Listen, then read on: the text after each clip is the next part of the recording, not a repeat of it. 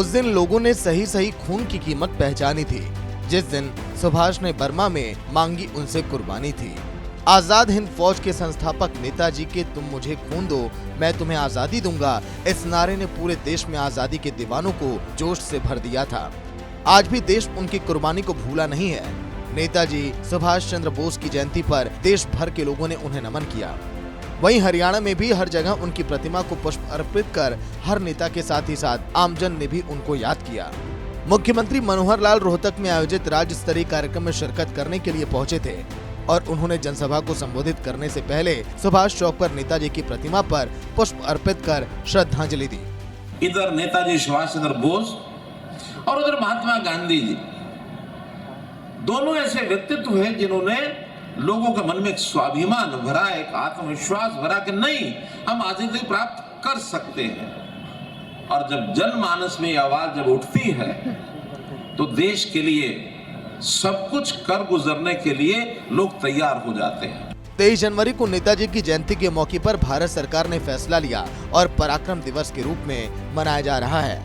हमारा जो गणतंत्र दिवस 26 जनवरी को होता है, उसकी तैयारी 24 जनवरी से शुरू होती है। 24-25 रिहर्सल होती है, 26 को कार्यक्रम होता है।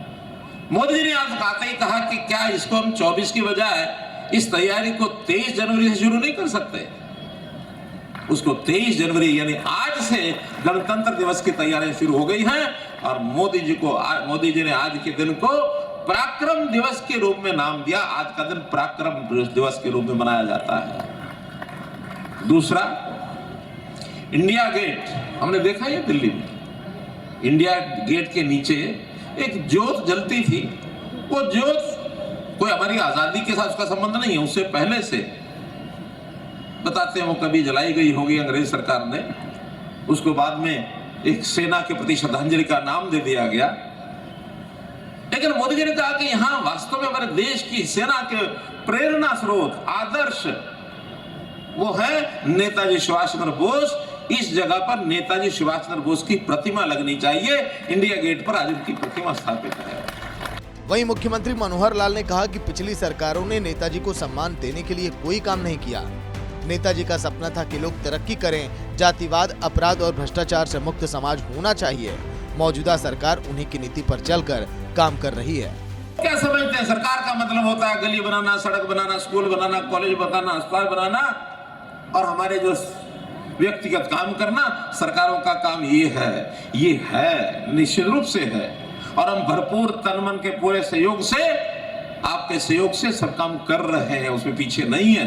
लेकिन एक बहुत बड़ी एक त्रासदी, एक पीड़ादायक पाठ ये भी है कि पहले की सरकारों ने कभी ये नहीं सोचा विचार किया कि अपने देश के समाज के लोगों को यदि दिशा उसके ठीक करनी है, संस्कारित करना, शिक्षित करना है, उनको कुछ ना कुछ उनका स्तर ऊंचा उठाना है,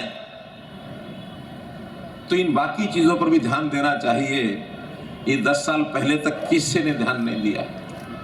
मैं आभारी हूं, धन्यवादी हूं नरेंद्र मोदी जी की उस कार्य पद्धति का जिन्होंने इन चीजों को उस समय ध्यान किया।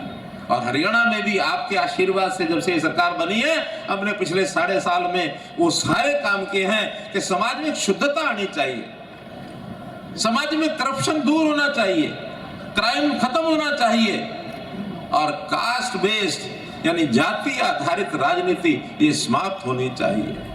आपको बता दें कि मुख्यमंत्री मनोहर लाल रोहतक में आयोजित राज्य स्तरीय कार्यक्रम में शिरकत करने के लिए पहुंचे थे और उन्होंने जनसभा को संबोधित करने से पहले सुभाष चौक पर नेताजी की प्रतिमा पर पुष्प अर्पित कर श्रद्धांजलि दी।